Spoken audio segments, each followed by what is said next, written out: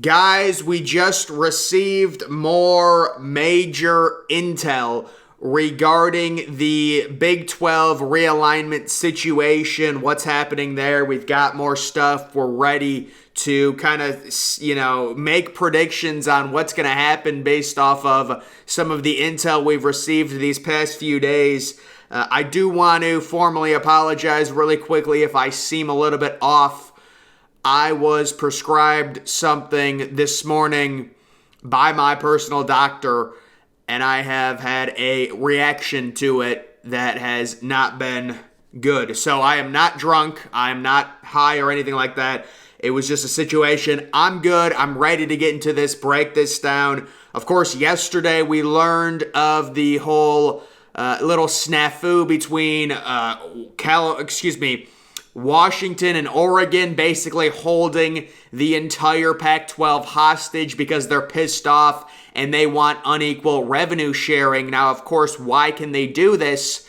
Well, they can do it because the Pac-12 has basically no leverage, and a school like Oregon and a school like Washington realizes if they leave the Pac-12 becomes nothing more than an extended Mountain West type conference. So those two schools right now, they're demanding more money, or I'm guessing they want to leave maybe to the Big Ten, maybe to the SEC. There's going to be more on that in a second, the whole idea of Washington and Oregon possibly going to the SEC. We've talked about it before, but this is the big intel today. So Utah, Arizona, and Colorado are all three expected to now formally apply for Big 12 membership. Most likely, the Big 12 is supposed to only take two. Arizona may have a difficult road joining the conference, and apparently they've lawyered up tremendously. The prize was Washington, Oregon. So he's saying the prize for the Big 12, just for context,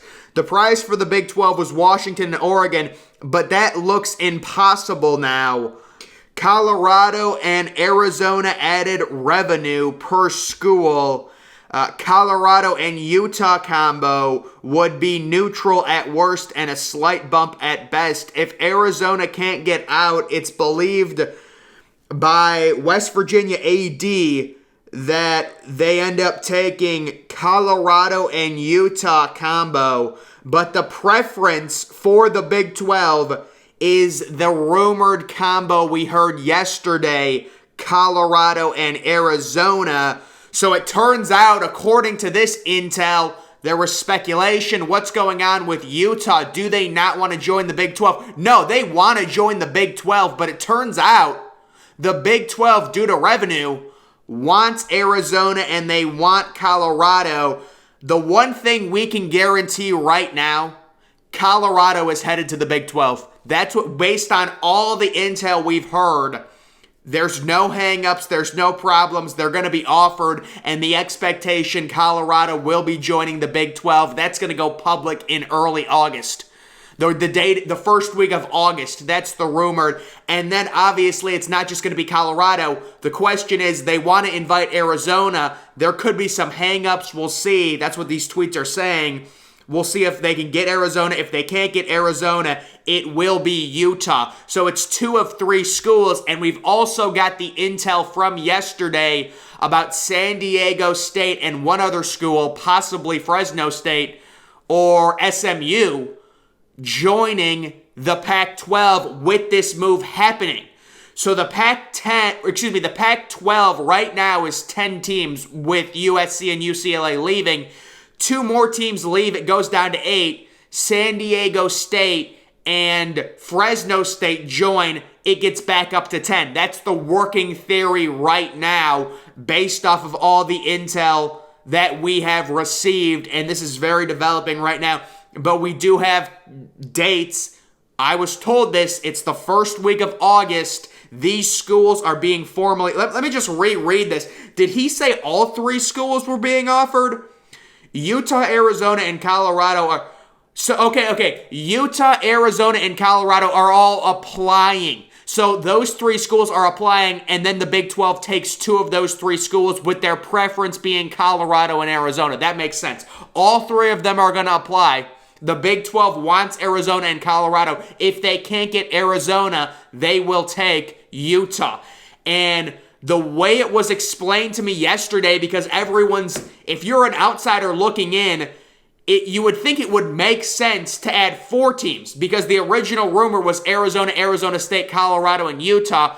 But apparently if they added 4 teams, due to those 4 teams diluting the TV deals, because you'd have to split it 16 ways now because it's a 16-team conference, they would actually lose money by adding 4 teams than if they just stayed at 12, which is where they are right now.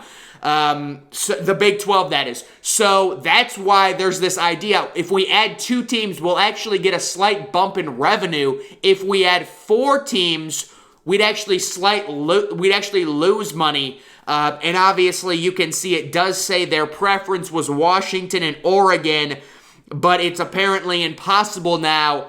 And again, my theory with Washington and Oregon, they're thinking that the Big Ten and the SEC will expand to 20 teams, and if the Big Ten adds 4 more teams, if the SEC adds 4 more teams, Washington and Oregon are saying there's a better than 60% chance we're going to be 2 of those teams, because both conferences would add 4 teams. That's 8 total teams joining the Big Ten and SEC. The working theory is we get 3 20-team conferences by 2026. That's the working theory. Now, it's a weird situation because originally we thought Washington and Oregon were going to the Big Ten because it made more sense, but now there is a rumor. Honestly, I think I might have just created the rumor. I don't know but the idea that the Big Ten adds Notre Dame, Stanford, that's been out there, that's been documented. But after those 2 teams, you still have to add 2 more to get to 20. But it's not Washington and Oregon. The Big Ten then turns and looks at the ACC and steals Virginia and North Carolina. That's a possibility. And then does the SEC, because they're jealous that the Big Ten has a footprint out west. That brings us to our next thought right here. So this is the idea, Oregon and Washington to the SEC, and we've briefly discussed this, but this is a little bit, let's see what this person says. If you're Greg Sankey and the higher-ups in the SEC office, and your total world domination balloon just got popped by the Big Ten, what do you do? What's your next move? Think nationally, right? So, of course, landing Texas and Oklahoma was massive, but when it comes to everything that expansion can do for a conference, acquiring USC, UCLA, and so that just talks about why the Big Ten acquired USC and UCLA for California. It's amazing, the Los Angeles market, and then that theory, it's like, if you're the SEC and you really want to be the best conference in the world, you're looking at the Big Ten, their established footprint out west, and you're saying, listen, let's go get Oregon and Washington. We've thought the SEC, if they expanded 20 teams, was going to snipe all the ACC teams, but what could end up happening is we could get Clemson and Florida State going to the SEC. That would push them to 18. And then Oregon and Washington also going to the SEC. That would get to 20. And then again, with the Big Ten, it's Stanford and Notre Dame, along with Virginia and North Carolina. But I don't know if they would split North Carolina up from Duke. This is just a working theory on how things could go. We heard intel that the expectation is we're getting 3 20-team conferences. That's the expectation eventually. So we'll have to see. Right now, Oregon and Washington. If I'm Oregon, you guys have to remember, they don't want to legally bind themselves to a lesser tier conference for the next 10 years. If they join the Big 12 and the Big 12 gets their TV contract, they're going to be legally bound to the conference in their grant of rights deal for like a decade. Look at Clemson and all those teams in the ACC with their media deal. Now, maybe you get the right lawyers to get them out of it, and I think they could get out of it if enough teams make a big enough stink, because teams like Clemson, teams like Florida State, teams like Miami, although there's some interesting things going on with Miami, the SEC apparently hates Miami. They don't want Miami in their conference. but maybe all these things end up getting worked out if the money's right. You know what? Actually, Miami could get left out. That would be a weird situation if what I just theorized came true. Miami would not be joining one of the two big conferences. And we'll have to see how good Miami gets because they're cheating with NIL and nothing. Listen, when I say teams are cheating, there's a lot of teams cheating, right? So I'm not going after Miami. I mean, they are cheating, right, with the NIL. Tennessee's cheating, A&M's cheating, Texas is cheating. You know, there's a lot of teams that are cheating with the NIL, but we'll have to see how good Miami gets. I'm high on Miami in the future, but that would be a scenario where Miami would actually get left out of both the Big Ten and the SEC because the SEC would only take 2 teams from the ACC if they also took Washington and Oregon. So Washington and Oregon, they're remaining in the Pac-12 until they get an invite from either the Big Ten or the SEC. And I realize people say the invite's never going to come, but it's not worth legally tying yourself to a middle-tier conference, no matter how big the conference gets. The problem with the Big 12 is they've got no super teams. They lost Oklahoma and Texas, and now you've got a bunch of decent programs like Oklahoma State who they just really don't have the overall ratings, the overall, history. They're not blue bloods or anything. I mean, does the Big 12 have a single blue blood at this point in college football? I don't think they do. It's a bunch of decent teams that you add 4 teams from the American. Okay, you add Cincinnati, whatever, Houston. It's just not it's not an attractive league to join, the Big 12, for a team like Oregon. No matter what you think of Oregon, and you may say Oregon doesn't have a choice. Well, they kind of do, because they could just say, if we're joining the Big 12, we're really not making much more money than we would make in this crappy Pac-12 that we're in now. And the problem with the Pac-12, once they lose, to be honest with you, think about this. The trade the Pac-12 is making right now, the Pac-12 is very if they lose Utah, that would be tough.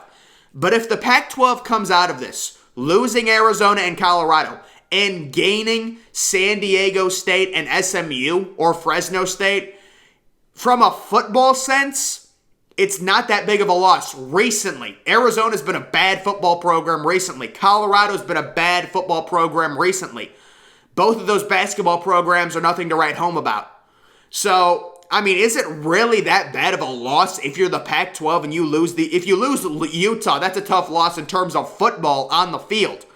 But they don't want Utah. They would take Utah if the Arizona situation doesn't work out. So it's Colorado and one of those 2 teams going to the Big 12. That is the intel that I can share with you guys right now. And then the giant cluster situation with Oregon and Washington, and will they renegotiate that deal to make it unequal revenue?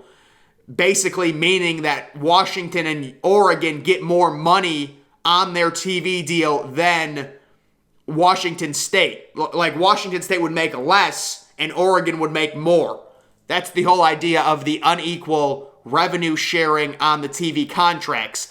And they can do that, like I said at the start of this video, they can do that because they have all of the leverage in the Pac-12. The Pac-12 has nobody left. They have Washington and Oregon. That's basically it.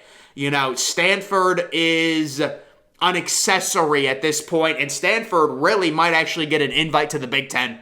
So California really has nothing going for it other than academics. Washington State is either staying in a crappy Pac-12 or actually going to have to be forced to join the Mountain West. And that's the same thing with Oregon State as well. Oregon State. So those 2, are not consequential. That's the main problem right now. The bigger question becomes, if Utah doesn't get in to the Big 12, does the Big 12 end up expanding anyways, because we're expecting the 3 20-team conferences? I'm sure if the 3 20-team conferences happen, worst case scenario for Utah, Washington, and Oregon is they go to the Big 12. That's the worst case scenario. The ACC dissolves, Or I'm actually not even sure the ACC could dissolve based on their grant of rights deal. Do you guys think the ACC could dissolve if they were able to, if they hired really good lawyers, got out of their grant of rights deal, Clemson goes to the SEC along with Florida State, and then, the teams that I was talking about go to the Big Ten? Maybe they would dissolve too, the ACC, because really, the ACC had a window about 2 years ago where, actually it was longer than that, whenever Notre Dame basketball joined the ACC, that's when the ACC should have made a play for Notre Dame football. And I know it's a complete separate entity, but that would be a time where you create unequal revenue sharing and you say, Notre Dame, come get all this money. But now, Notre Dame has, in my opinion, two options. You either join the Big Ten or you stay independent. Those are Notre Dame's options. And then if the Notre Dame wants to tell the Big Ten, you need to bid against the SEC for us, I would call their bluff. I don't think there's any way Notre Dame would join the SEC. I would say, listen, you can join our conference. We're not going to go into a bidding war with the SEC. We don't think you guys will join the SEC. We're calling your bluff. If you want to join the SEC, we'll get other schools. We really don't care. Although Notre Dame would be really lucrative for the Big Ten. But it just makes more sense Notre Dame goes to the Big Ten. In terms of academics, things like that, than obviously them going to the SEC.